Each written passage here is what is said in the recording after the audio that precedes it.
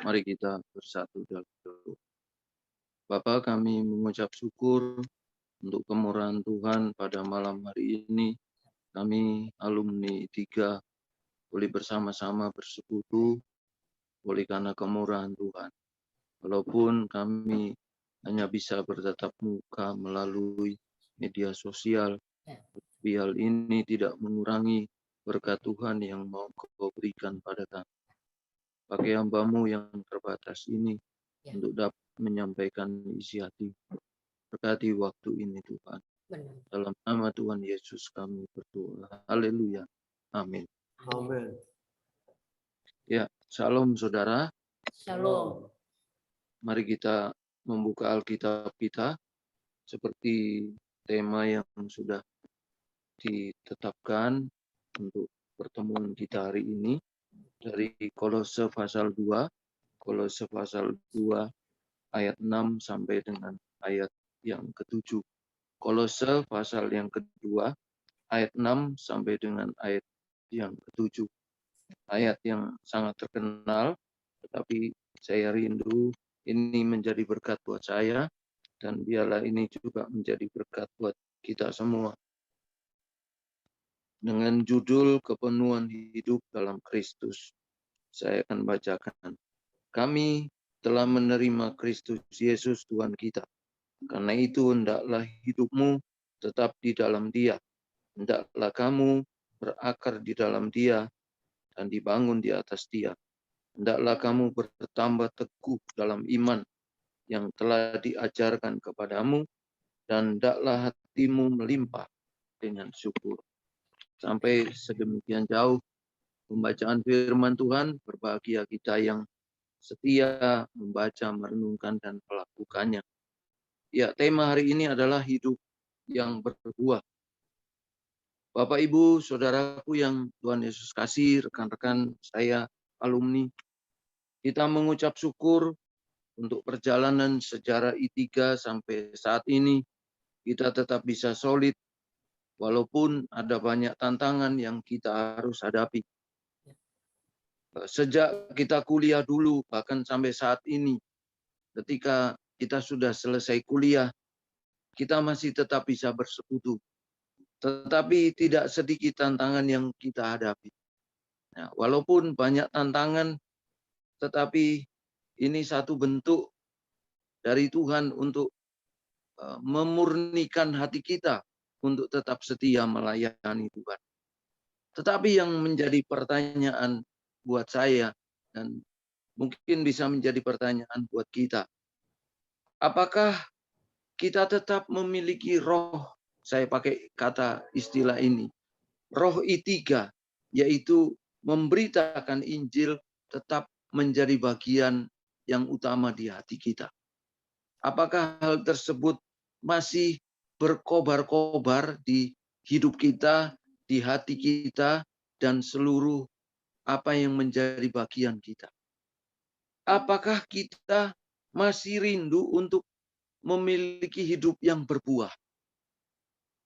Apakah buah itu tetap bersinar melalui kehidupan dan pelayanan kita, baik secara pribadi maupun secara keluarga? Saudara, dalam penulis surat ini, Paulus menulis surat ini kepada orang-orang kudus, berarti orang-orang yang percaya, orang-orang yang setia di Kolose. Sebuah tempat yang dikatakan sekarang itu daerah Turki kira-kira ya. Tempat yang modern waktu itu, tempat yang cukup maju, dan bisa jadi bukan Paulus yang membuka pelayanan di Kolose ini, tetapi Epafras yang membuka pelayanan. Kalau dalam Kolose 1 ayat 7 dan 8 itu Epafras yang menyampaikan keadaan Kolose itu kepada Paulus.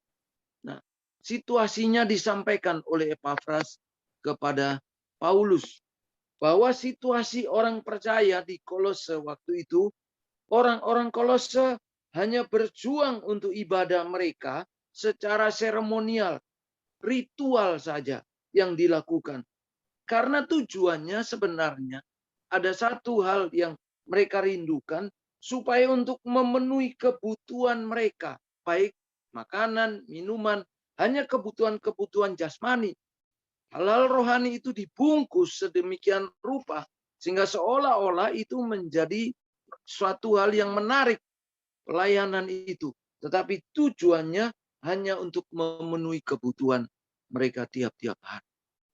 Yang kedua yang terjadi bahwa peraturan-peraturan yang dibuat oleh manusia itu dengan penuh hikmat. Tetapi sebenarnya itu buatan mereka sendiri. Dengan banyaknya larangan yang tidak boleh lakukan ini, tidak boleh lakukan itu. Yang sebenarnya itu punya tujuan pribadi bagi mereka.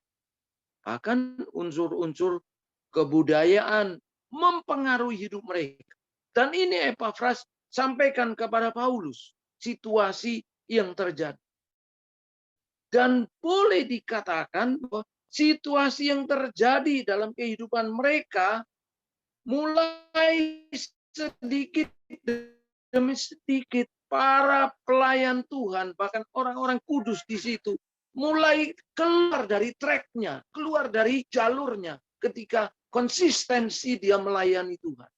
Mulai berubah, karena bergeser dari awal pelayanannya menjadi bergeser.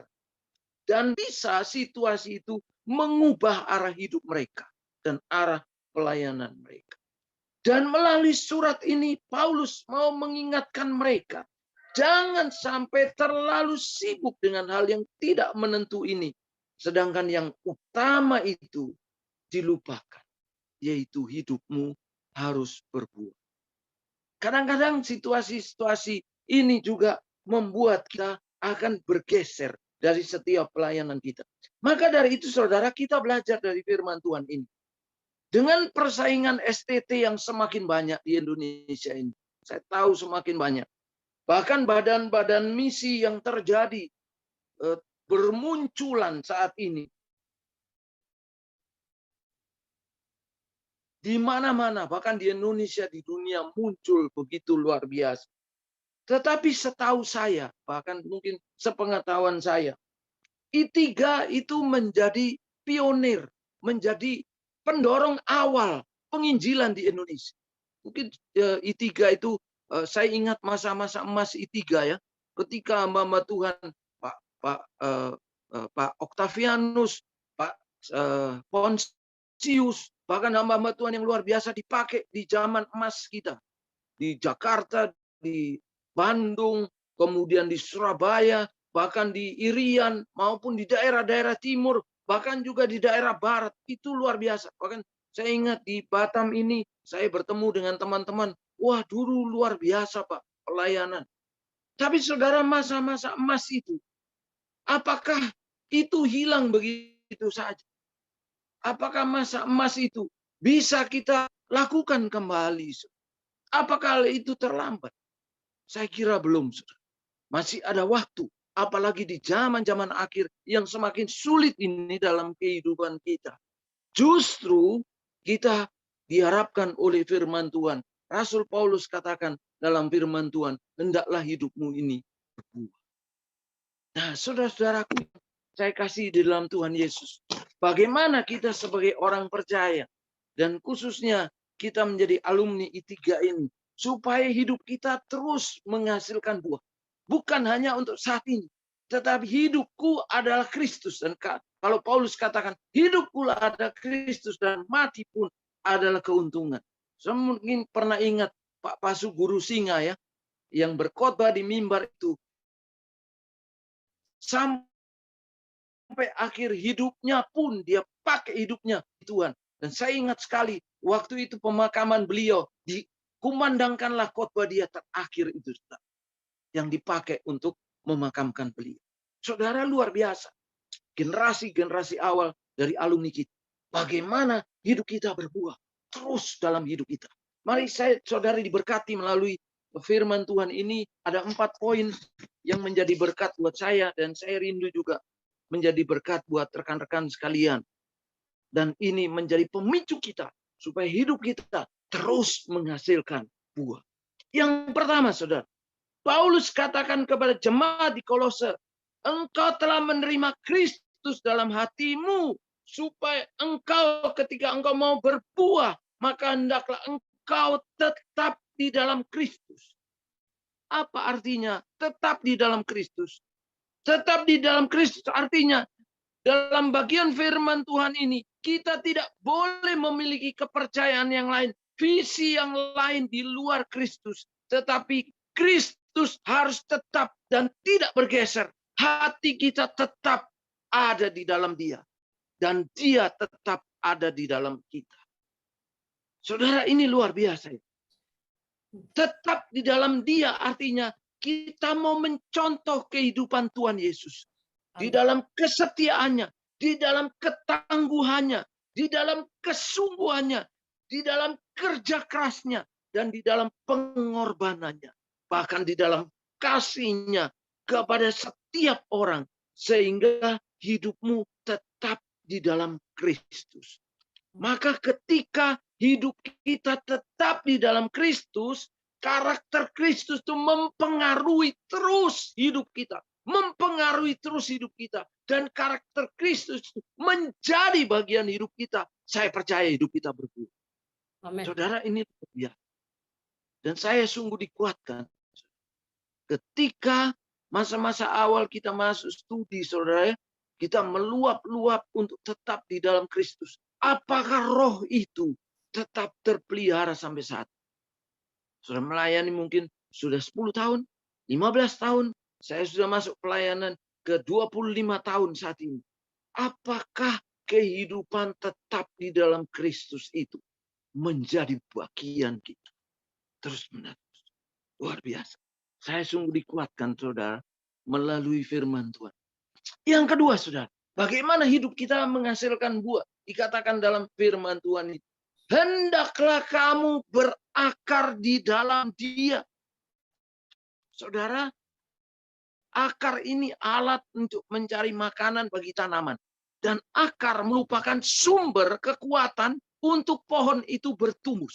Artinya, ketika kita berakar pada Tuhan Yesus, yaitu Yesus menjadi sumber utama bagi hidup kita.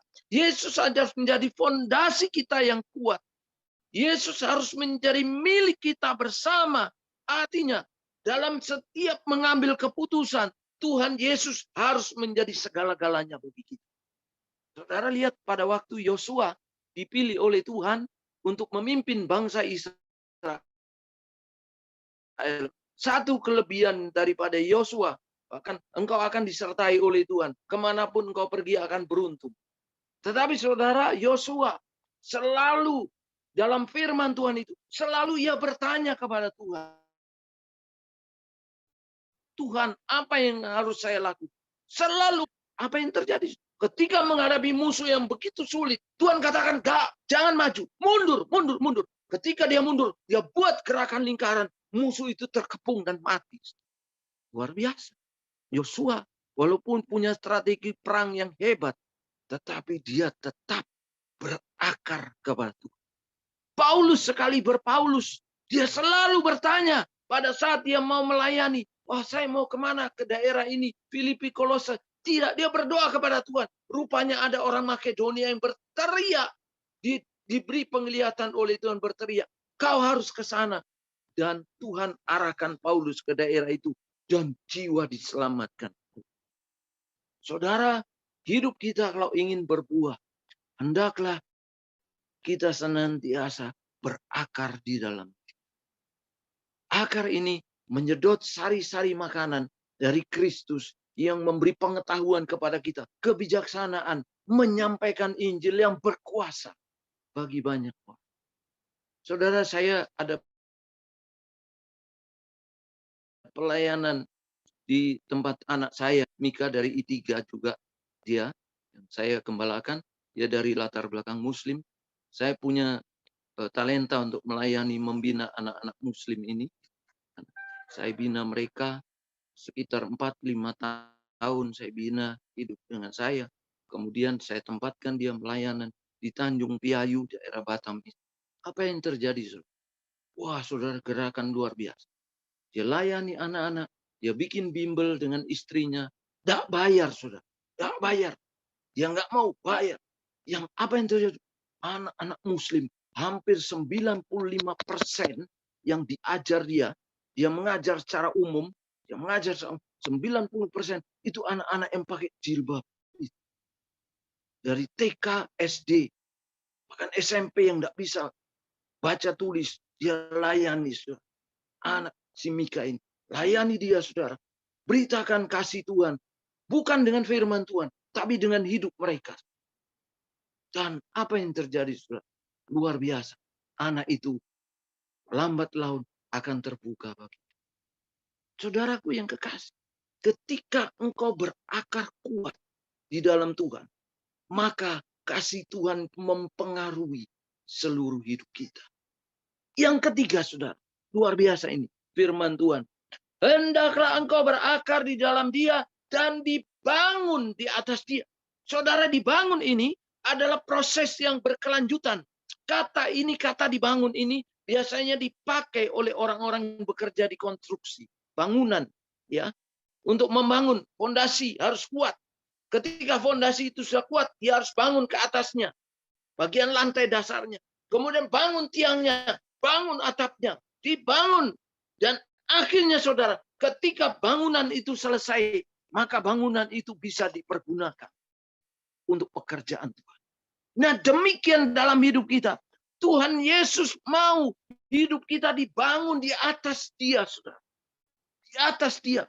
Bagaimana caranya untuk kita dibangun di atas Dia? Pada saat membangun bangunan itu, harus ada kerja keras, harus ada kemauan, harus ada kesungguhan. Saudara lihat, saudara Paulus itu seorang yang bekerja keras. Dan dia tidak kenal lelah. Dia terus memberitakan Injil. Pergi kemana-mana. Ke Efesus, ke Tesalonika, ke Filipi. Bahkan sekalipun dia tidak bisa untuk melayani jemaat di Kolose ini. Dia masih siapkan surat untuk dikirimnya. Supaya mereka pun dengar berita kasih Tuhan. Saudara, dia mencontoh kehidupan Tuhan Yesus. Yang tak mengenal lelah. Dia lakukan pekerjaan Bapanya dalam dunia. Saudara, hati saya terbakar. Saudara, pada saat Tuhan memberikan visi kepada kita. Visi I3 yang Tuhan taruh dalam hati founder kita, saudara. Dalam hati founder kita. Apakah kita tangkap terus sampai hari ini, saudara? Terus menjadi bagian hidup kita. Sehingga kita melihat jiwa-jiwa itu berharga di mata. Jiwa yang perlu Yesus ada dalam hidup mereka. Mari Bapak Ibu yang saya kasih dalam Tuhan. Dimanapun kita berada ya. Tuhan tempatkan kita di Ambon. Tuhan tempatkan kita di Papua. Tuhan tempatkan di Jakarta. Bukan persoalan tempat. Tapi bagaimana kita menggunakan kesempatan ini dalam situasi yang sulit ini. Berikutnya ini, saudara. Hendaklah engkau berakar di dalam Dia, dibangun di atas Dia, dan hendaklah engkau bertambah teguh dalam iman yang telah diajarkan kepadamu. Dan yang keempat, saudara, hendaklah hidupmu senantiasa bertambah teguh di dalam Dia. Saudara, seorang yang punya fondasi yang kuat, bangunan yang kuat, dia terus bertumbuh dalam Tuhan. Saya percaya tanaman yang kuat di dalam Tuhan, tubuhnya semakin kuat. Saya percaya hidupnya akan berbuah. Tak mungkin, saudara, nutrisi yang baik, kemudian fondasi yang kuat di situ, tidak menghasilkan buah, tidak mungkin. Tetapi pada saat nutrisi itu tersuplai dalam hidup kita, maka saya percaya, saudara, dia akan dipakai oleh Tuhan. Dan hasilnya, saudara lihat dalam firman Tuhan itu. Dan hendaklah hatimu melimpah dengan suka. Saudara, pada saat engkau melakukan pekerjaan itu, saudara, bukan hanya Tuhan Yesus yang bersuka cita ya, tetapi kita juga bersuka cita melihat jiwa-jiwa yang datang kepada Tuhan Yesus. Saudara, ada sukacita. Ya, kita semakin giat, saudara. Di tengah-tengah, saya senang berkompetisi, saudara. Ya, saya senang berkompetisi. Ada orang GBI karismatik yang luar biasa. Ada orang Pentakosta yang luar biasa. Saya berkompetisi dengan mereka. Ada orang Protestan, saya rindu saudara, kita berkompetisi bersama.